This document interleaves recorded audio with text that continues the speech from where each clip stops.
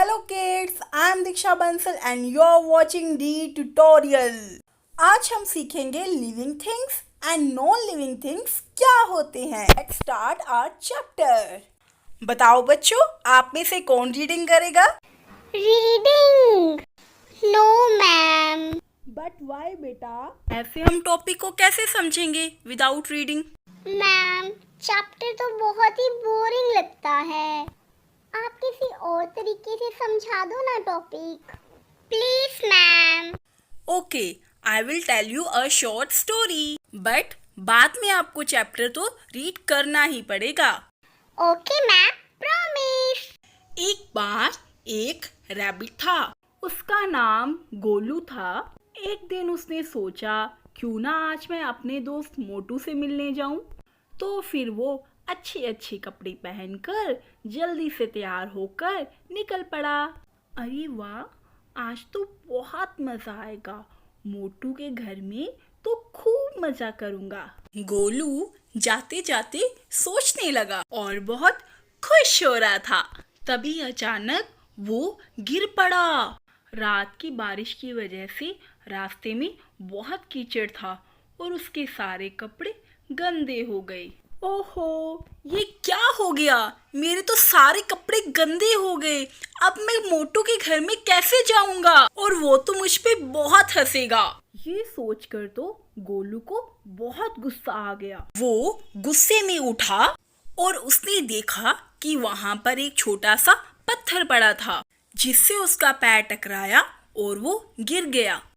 वो गुस्से से पत्थर के पास गया और बोला, आई विल पनिश यू. तुमने मुझे क्यों गिराया? बट वो पत्थर तो कुछ नहीं बोला. ये देखकर तो गोलू का गुस्सा और भी बढ़ गया.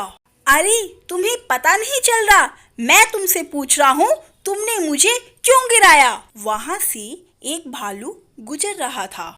जब उसने गोलू की आवाज सुनी तो उसने सोचा, अरे ये कैसा शोर है? तो उसने पास में आके देखा कि गोलू तो पत्थर को डांट रहा है. वो सोचने लगा, अरे ये क्या हो रहा है? तो उसने गोलू से पूछा, हेलो मिस्टर रैबिट, क्या हुआ और तुम इतने गंदे कैसे हो गए? गोलू ने देखा और बोला, हेलो मिस्टर बियर, देखो इस पत्थर ने मुझे नीचे गिरा दिया और अब मैं उससे पूछ रहा हूँ कि तुमने मुझे क्यों नीचे गिराया. ये कुछ बोल ही नहीं रहा. अब मैं तो इसको पक्का पुनिश करूंगा. गोलू की बात सुनकर तो बालू जोर जोर से हंसने लगा. हा हा हा हा. ये देखकर तो गोलू को और भी गुस्सा चढ़ गया. तो मिस्टर रैबिट, तुम इस पत्थर को कैसे पुनिश करोगे? मैं थोर को बुलाऊंगा और वो इसके टुकड़े टुकड़े कर देगा.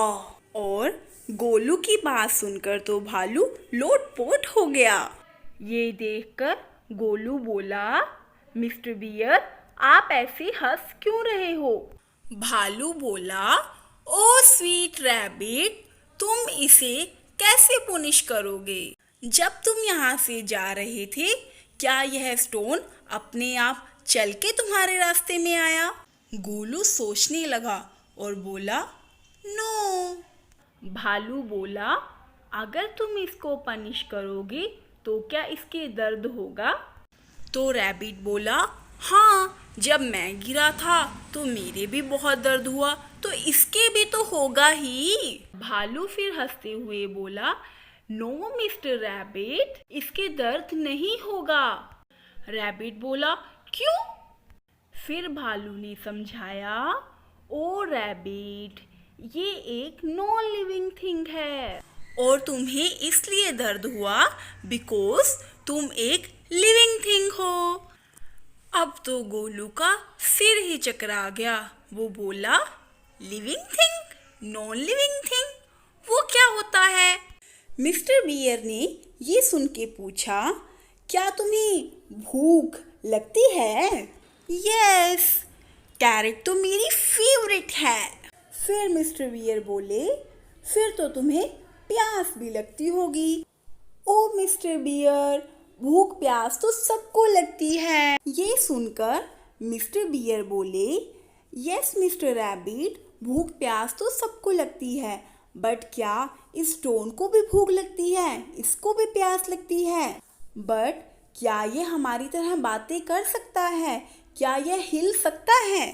क्या इसको भी सनलाइट और एयर की जरूरत पड़ती है? क्या ये भी हमारी तरह जन्म लेते हैं और मरते हैं?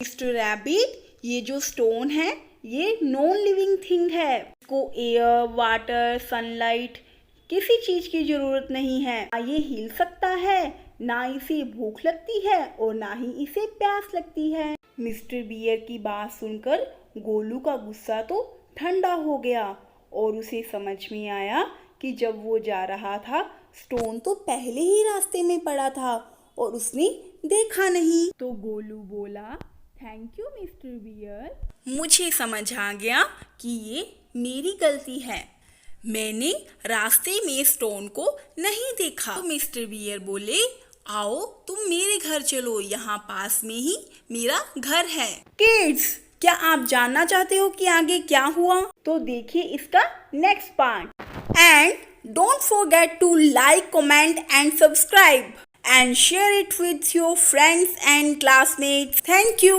Bye bye.